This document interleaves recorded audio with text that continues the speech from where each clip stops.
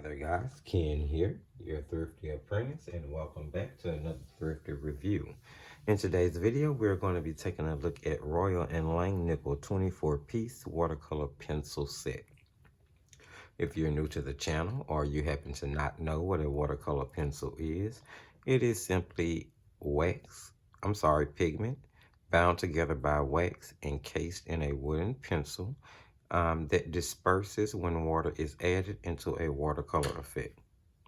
Straightforward, that's simple.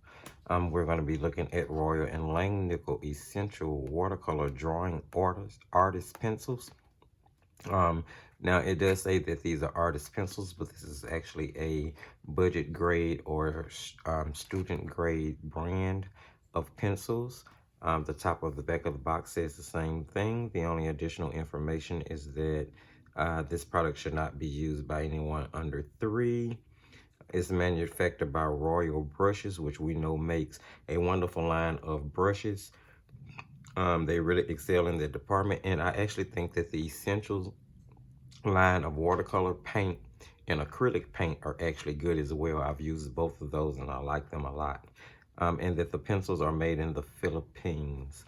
So that's pretty much all of the information on the box. Let's take a look at the pencils themselves. It's just straightforward barreled pencil. There is no light fast information, which you would typically be looking for with a watercolor pencil, especially if it's a professional grade of pencil.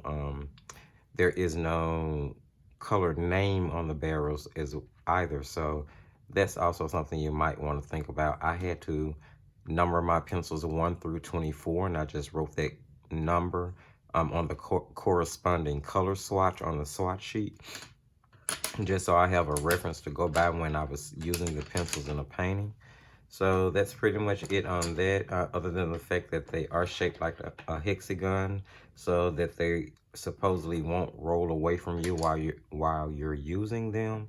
So that's, yeah. Let's look at the swatches on them. So because that's pretty much straightforward. There's no, razzle or dazzle about the presentation of it at all. Oh yeah, and I will also mention that the colors that are on the bottom of the barrels do not really correspond to what the swatches or the colors look like when they're swatched out. And I'll just grab one and show you here, like this, the yellows, they just don't look the same. Even if you grab, there's a slight difference. So you really would want to swatch the pencils out if you're going to get them. Let's take a look here. Hold that up a little bit more so you guys can see it. On the left side here, these are the pencils in their raw form. On the right side is the pencils once water is added for their watercolor effect. You can use the pencils either way as a colored pencil, because there is no rule that says you have to add water to them, or you can use the water for the watercolor effect. Either way, the pencils perform pretty well in that aspect. Let's look at some paintings that I did with them really quick while we talk about the way they perform. So let's jump here. This was the very first one that I did. Now, I think the pencils, excuse me, lend really well to painting flowers.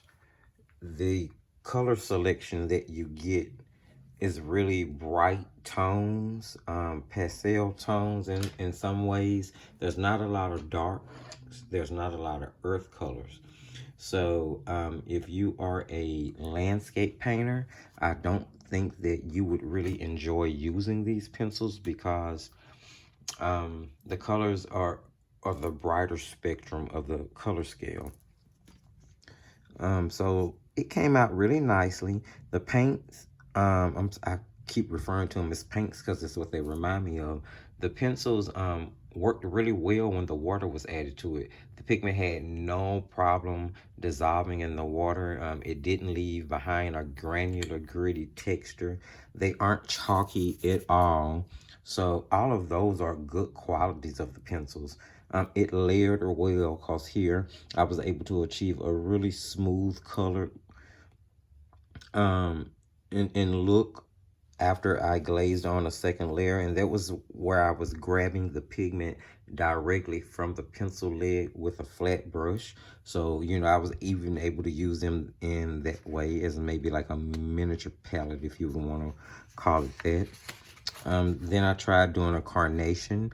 Again, I wasn't able to really get my darks right in this composition. That really kind of bothered me. And I was just practicing, but still.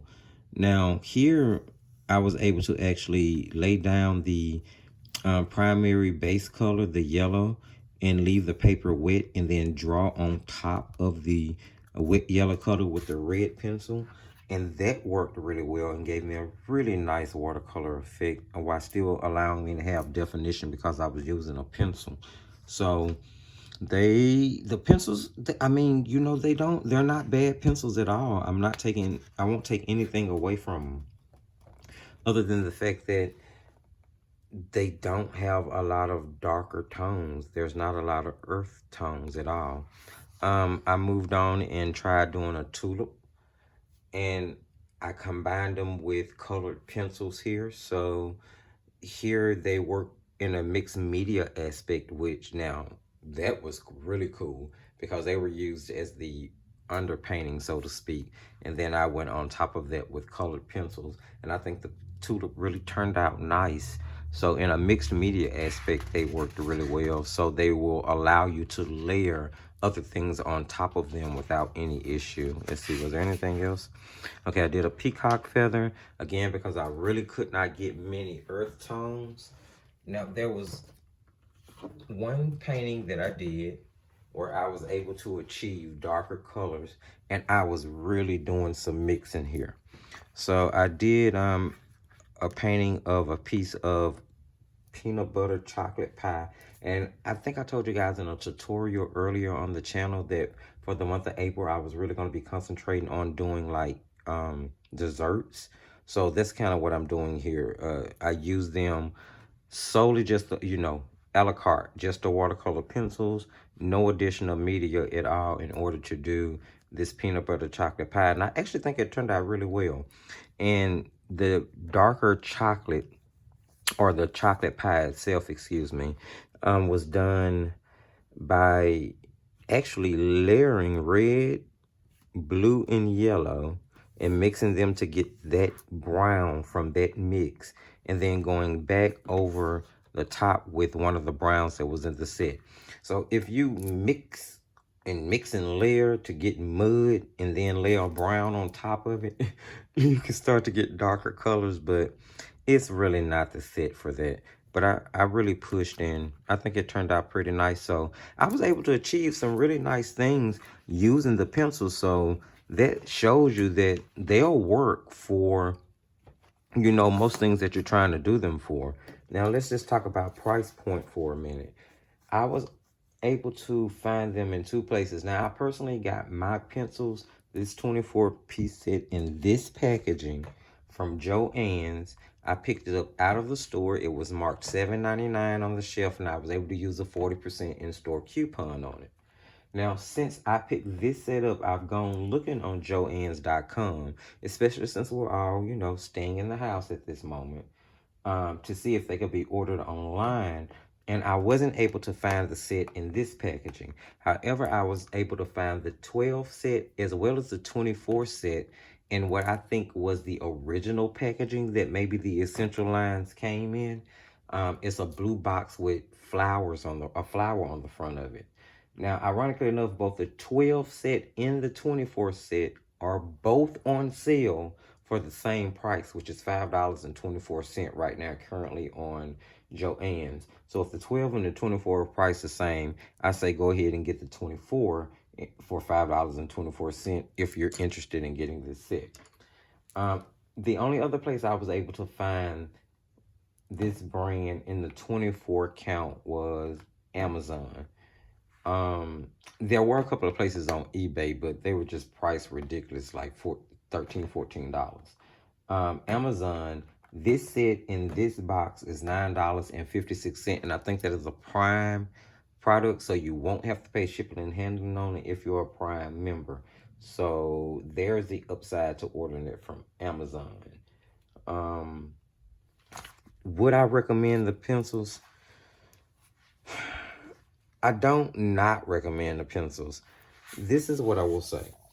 If you are a floral artist who is looking to keep your paintings in a sketchbook or art journal, you're going to kind of keep it in a book closed up. It's not going to really be exposed to sunlight, because I definitely would not recommend these pencils for anyone as far as doing any type of professional painting or painting you're going to hang on the wall, or maybe something you're going to give as a gift that you want to last, or definitely not anything that you're giving to someone who paid you to do something for them.